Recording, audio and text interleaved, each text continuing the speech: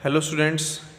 तो आज मैं आपको स्क्रू गोज के बारे में बताऊंगा कि स्क्रू गोज हमारा कैसे जो डायमीटर है वो छोटे से छोटे का डायमीटर निकाल सकता है। यानी बहुत, जैसे हमने वर्नियर कैलिपर देखा था तो उसने एमएम में निकाला था, तो ये एमएम से एक पॉइंट और आगे तक यानी बहुत छोटी सी चीज़ का भी डायमीटर निकाल सकता है।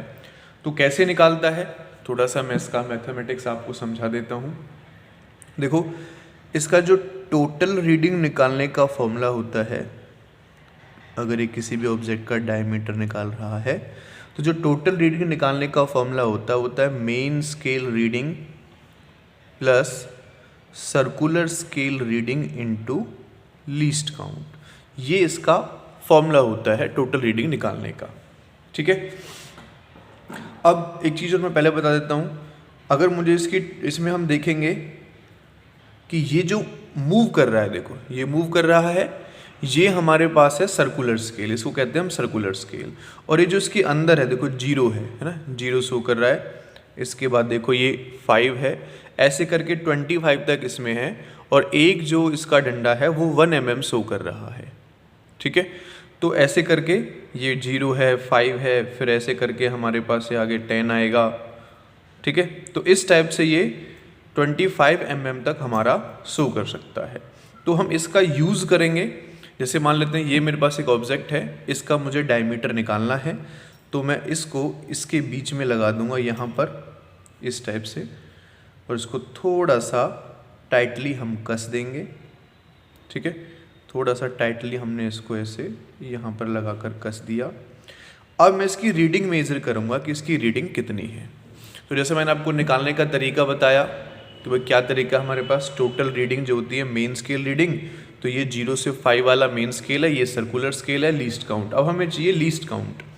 तो अगर मैं लीस्ट काउंट की बात करता हूँ तो लीस्ट काउंट निकालने का जो फॉर्मूला होता है वो होता है बच्चों pitch upon circular scale divisions.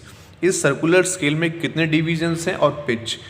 अब पिच को बता देते हैं, अगर आपको पिच का भी नहीं पता है तो। पिच क्या होता है, पिच निकालने का जो फॉर्मूला है वो है distance moved by circular scale. ये सर्कुलर स्केल कितना डिस्टेंस मूव कर रहा है and divided by number of complete revolution.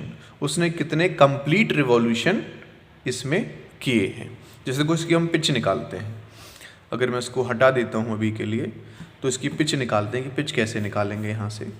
ठीक है, तो फॉर्मूला हमें पता ही है ना। पिच निकाल लेते हैं पहले, distance moved by circular scale. तो मैं लेट कर लेता हूँ इसको, वापस मैं 0 पर लेके जाता हूँ।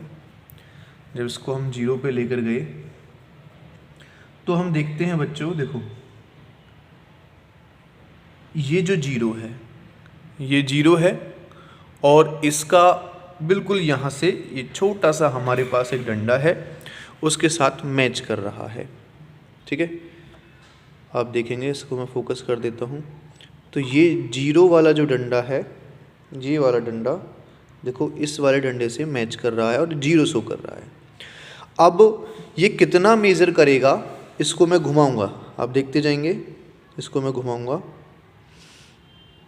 इस टाइप से, रिवॉल्यूशन देखते जाएंगे। एक रिवॉल्यूशन हो गया, उसके बाद फिर से जैसे ही हमारे पास 0 आया 2 रिवॉल्यूशन, फिर हमारे पास 3 रिवॉल्यूशन, फिर हमारे पास देखो 4, एंड ये मेरे पास हो गया 5th रिवॉल्यूशन। 5th रिवॉल्यूशन में देखो ये 5 शो होने लगा है ना, यहाँ पर देखेंगे ये 5 दिखने लगा है हमें। तो ये 5 का नीचे वाला डंडा हो गया, या नीचे वाला 5 का डंडा दिखने लगा 5 रिवॉल्यूशंस पे।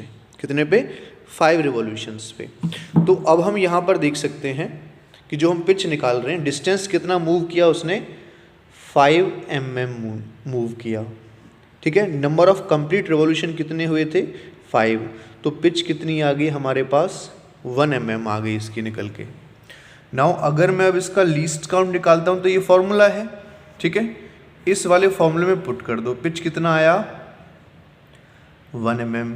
सर्कुलर स्केल डिवीजन, तो इसमें हम देख सकते हैं 0 से स्टार्ट हुआ था, लास्ट में 90 और 100, तो सर्कुलर स्केल डिवीजन कितने हो गए, 100 हो गए।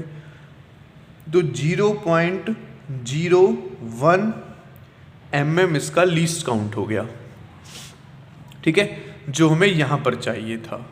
अब हम इसकी टोटल रीडिंग निकाल लेंगे, ठीक है। जैसे हमने पुट किया था, इसका डायमीटर हमें निकालना है, तो इसके डायमीटर को हम निकालने के लिए यहाँ इन दोनों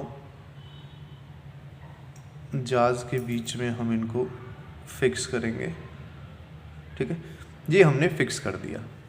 अब इसकी रीडिंग कैसे निकालेंगे, देखो मेन स्केल रीडिंग, तो यहाँ पर हम देखेंगे ये मेन स्केल रीडिंग कितनी है, 5 यहाँ पर हो गया है ना, ये 5 है, ठीक है। 5 के बाद 6, 7 और 8 है ना।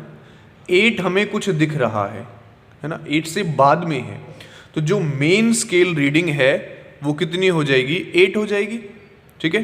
तो मैं लिख देता हूँ मेन स्केल रीडिंग हो गई 8, और 8 mm की बात हो रही है। नाउ उसके बाद सर्कुलर स्केल रीडिंग कितनी हो जाएगी बच्चों, देखो सर्कुलर स्केल रीडिंग 0 से ये है, उसके बाद 10, ये 10 के बाद आप देखेंगे बारीकी से कि कौन सा डंडा इसका मैच कर रहा है, ठीक है। बहुत बारीकी से यहाँ पर देखेंगे 10 के बाद कि कौन सा डंडा हमारा मैच कर रहा है। थोड़ा और मैं इसको ज़्यादा फोकस कर देता हूँ देखने के लिए, तो आप देखो 10 के बाद कौन सा है, 11 है, 12 है, 13 है, 14 है ना। 14 के बाद अगर मैं बिल्कुल ऊपर से देखता हूँ 15 है ना, तो 14 और 15 के थोड़ा सा बीच में है ना, तो इसको मैं 14 मानकर चलूँगा बच्चों, क्लियर। जो बिल्कुल बीच वाला डंडा है ये वाला, ये इसके 14 और 15 के बीच से में आ रहा है, तो इसको मैं 14 मानकर चलूँगा, नीचे वाला लेकर चलते हैं, ओके। तो इसकी जो सर्कुलर स्केल रीडिंग है वो आ गई बच्चों 14। अब टोटल रीडिंग का फॉर्मूला है, उसमें आप पुट कर सकते हैं, करो पुट, देखो क्या होगा। तो यहाँ पर अगर मैं इसकी टोटल रीडिंग निकाल रहा हूँ,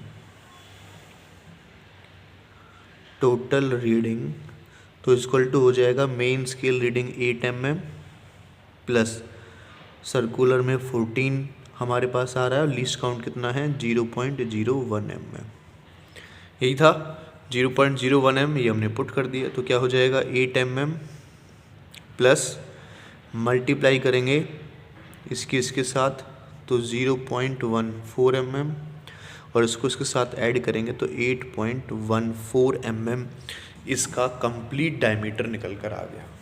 ऐसे ही करके हम इसकी 3-4 रीडिंग निकालते हैं और सबका मीन निकाल लेते हैं, वो हमारा एक्यूरेट डायमीटर माना जाएगा। Okay, thank you so much.